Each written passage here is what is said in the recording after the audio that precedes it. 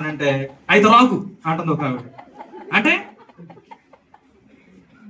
ఏం కావాలమ్మా? నాన్ వెజ్లు కావాలి. ప్రియమైన సహోదరులారా, ప్రియమైన సహోదరులారా, చాలా మందికి జగడగొండి ఆ కర్రీ కాడుకోవడమే, ఆ తినే కాడుకోవడమే, ఆ పెట్టే కాడుకోవడమే. జగడగొండి దానితో కాపురం చేయడం కంటే మిద్ది మీదకి వెళ్ళిపోవడం బెటర్ అంట. నీతో నేను ఆగలేనే, నా వల్ల కాదే అని చెప్పేసి అరణ్యంలోకి పారిపోతున్నారు. అరణ్యంలోకి పారిపోవడం ఏంటి తెలుసు ఈ రోజున?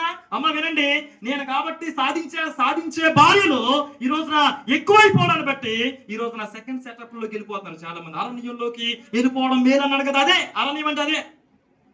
నువ్వు సరిగ్గా ఉంటే నీ భర్త నీతో సరిగ్గా ఉంటాడు. అందుకే మనం సరిగ్గా ఉండాలంటే కూడా సంజన గారు యెహోవా యందు భయభక్తులు కలిగి ఉండాలి. మంచి భార్యగా మనం ఉండాలంటే, మన రోలును మనం ప్రదర్శించాలంటే దేవునితో మనం కనెక్ట్ అవ్వాలి, దేవునితో మనం సహవాసం చేయాలి. అప్పుడే మన కుటుంబాలు హ్యాపీగా ఉంటాయి. హల్లెలూయా చెప్తాం.